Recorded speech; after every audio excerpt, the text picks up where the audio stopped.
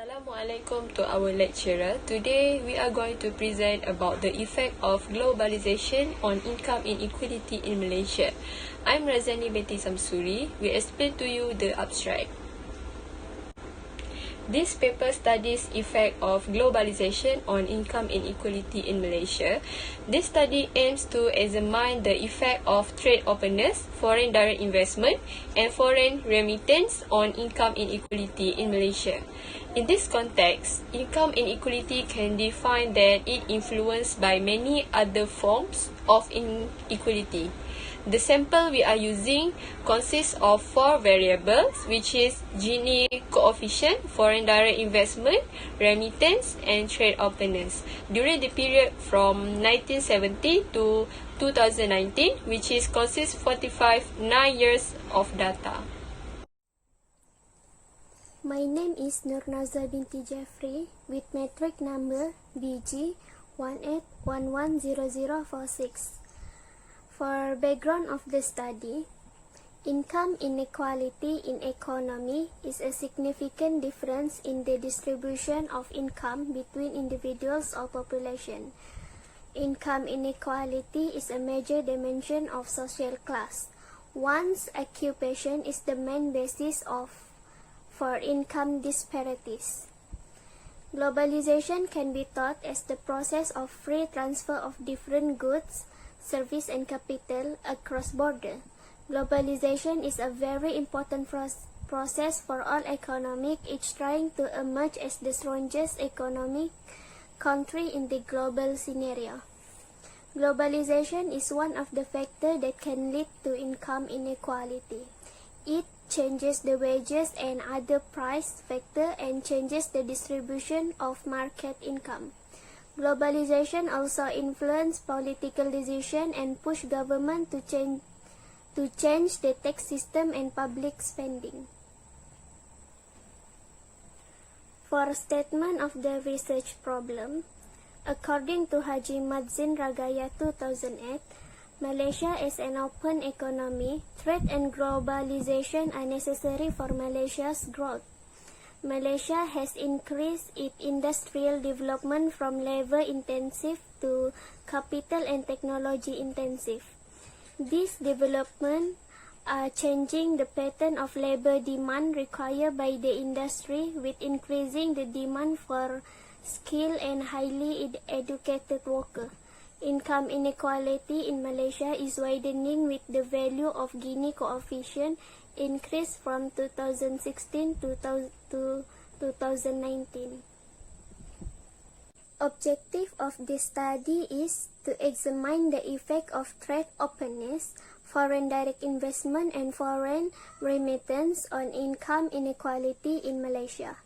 For the significance of the study, globalization benefits the country by economic growth through the expansion of trade and foreign direct investment, but cause income inequality to country.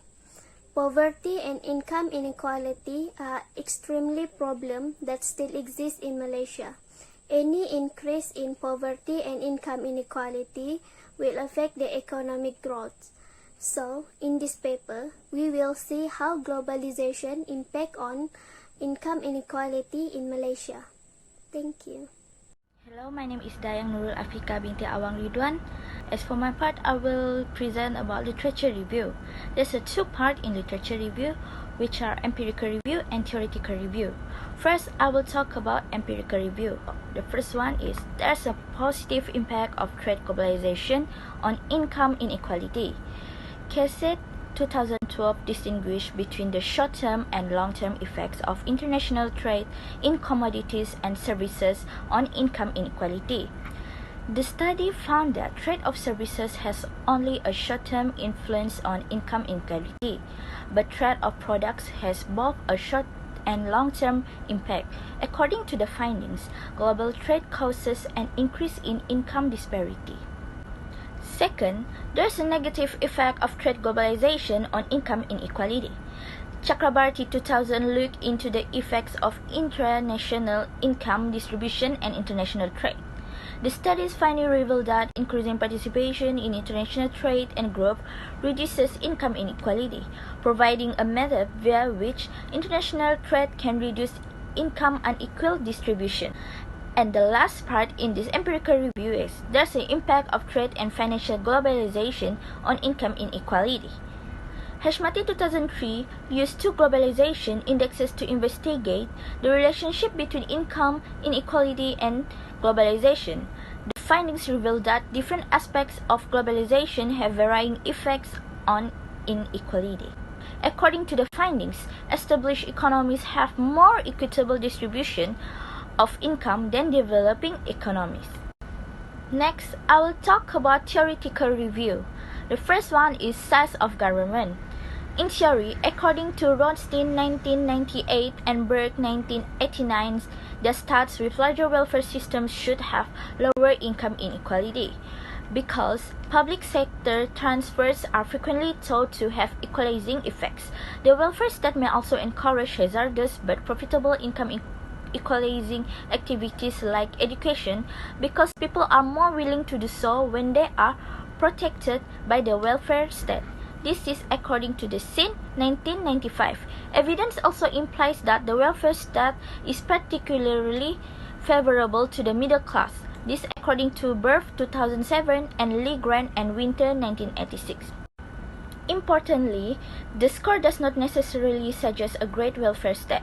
A smaller government in poor countries, where the government may be corrupt or even predatory, may not raise economic disparity at all. Second is economic globalization. International trade freedom is inextricably linked to economic globalization. However, there are two key points to be considered. First, economic globalization contains information on FDI, in contrast to international trade freedom. According to Feenstra and Hansen 1997, FDI raises the relative demand for skilled labor in both established and emerging economies.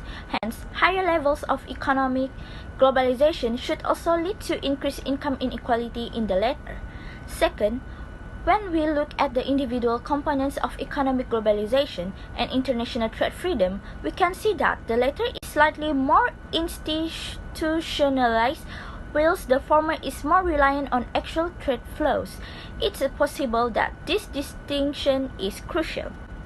We expect that rises in economic globalization are associated with increased income inequality in high-income contexts, but the same theoretical grounds predict that such a change will have equivocal implications at lower development levels based on the theoretical underpinnings.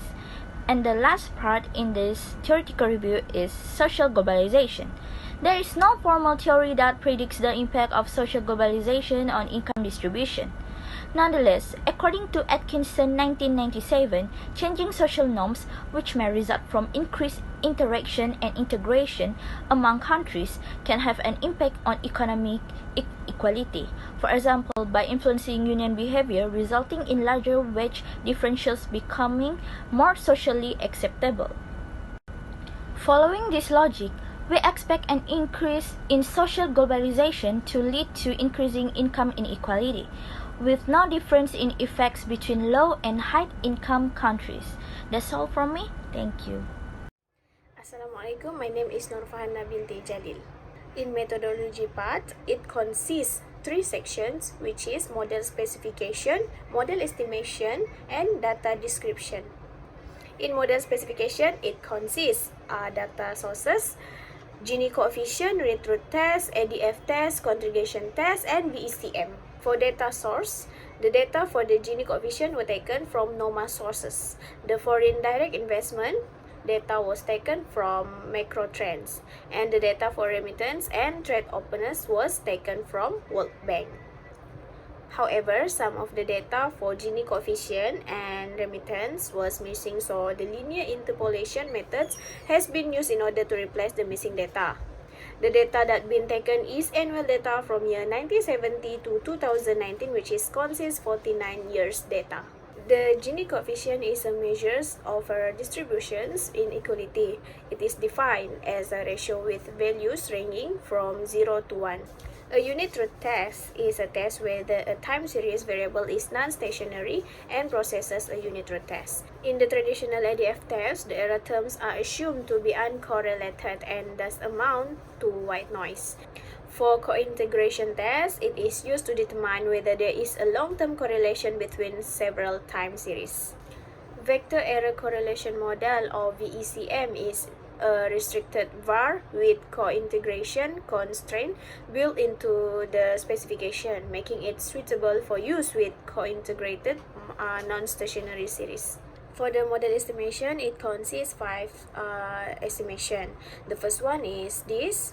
The Gini coefficient is defined as a ratio of the Lorentz curve diagram's area. If the area between the line of perfect equality and Lorentz curve is A and the area under the Lorentz curve is B, then the Gini coefficient is A divided by A plus B. Since A plus B equal to 5, the Gini coefficients G equal to 2A equal 1 minus 2B. The next model estimation is this one. The equation above is the general form of the ADF test where Y is the data series. The next model estimation is this two model, which is the first equation is the trace and the second equation is called maximal eigenvalue. This statistic for determining the number of co-integrating vectors. The last model estimation is this model, which is the equation above is the vector error correlation model. This enables the determination of causality in two ways. Short-run causality determined by the lag difference of the variables, and long-run causality determined by the significance of the coefficient of the error correlation terms. The last part in methodology is data description. In the study, we are focusing on the effect of globalizations on income inequality in Malaysia. The sample we are using consists of 4 variables, which is Gini coefficient, foreign direct investment and remittance, and trade openness during the period from 1970 to 2019, which consists 49 years of data. The dependent variables in this study is Gini coefficients, and the independent variables are foreign direct investment, remittance, and trade openness. The data of the variables was taken from NOMA, Macro Trends, and World Bank. In order to find the effect of globalizations on income inequality, 4 tests has been run, which is unit root test, ADF test, co-integration test, and VECM test. Assalamualaikum and hi. So for today I'm gonna present about our group findings. So as you can see from the table 1, it shows the descriptive statistic result of the variable. So for this part, I'm gonna explain about the squeeness and characteristic result. So where squeeness is a measure of asymmetric of the distribution of the series around its mean. So the symmetric distribution must be 0. So from the result, it shows a 0 values, meaning that the series are symmetric. So we move to cortices, where it is to measure the thickness or flatness of the distribution of the series. If the cortices value exceeds 3, it means Leopt-Kurtic or the distribution is thick. But if it is less than 3, the distribution is flat or plateautic, which is relative to normal. So according to our result on the table, the cortices are less than 3. So the distribution are flat or plateautic. Okay, next are the results for unit truth test. Based on the table, the remittance, FDI, trade openness, and Gini index are tested using ADF and Philip parent unit truth test. The results demonstrate that all the variables are integrated. This shows that all variables at level are non-stationary, but when we test it using first difference, it shows a good result, which is are stationary.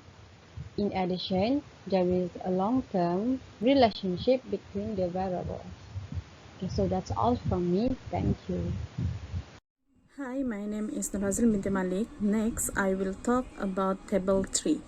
The Table 3 co-integration trace test revealed the vector of co-integration because the trace statistic in no rank is less than 5% important. This shows that it cannot be denied the null hypothesis that there is a co-integration. Therefore, the Gini coefficient and the independent variables are long-term. This article found that there was a negative relationship between foreign direct investment, trade openness, and distribution of revenue with negative 0.0017, negative 0.0634 as illustrated in Table 4. The table illustrates the negative and statistically significant error correction period, demonstrating long-run causality between Gini and independent variables FDI, RAM, and Topen with a coefficient of 0.308071 and p-value of 0.0001. The coefficient must always be negative to indicate the ability to bounce back to the equilibrium, while positive signs imply moving away from the equilibrium. The short-run coefficient reveals a percentage rise of Gini itself by 0.006% following Table 5. An increase in FDI and RAM percentage will also increase Gini by 4.82 E negative 5 and 0.006%. In the meantime, a percent increase in Topen lead to a 0.0029% drop in Gini. This means that the growth in FDI and open trade will broaden the income distribution gap and vice versa. However, it was also shown that overseas remittance have a positive relationship between 0.0248% with income inequality. Last part is conclusion. We can conclude that the income inequality in an economy is a significant difference in the distribution of income between individuals, groups, population, social classes, or countries. Therefore, one of the government economic growth planning policy is centered on reducing income inequality and accelerating rural dependent growth. Model specification, which is the data sources explain the data for the dependent variable, which is Gini coefficient, were taken from normal sources.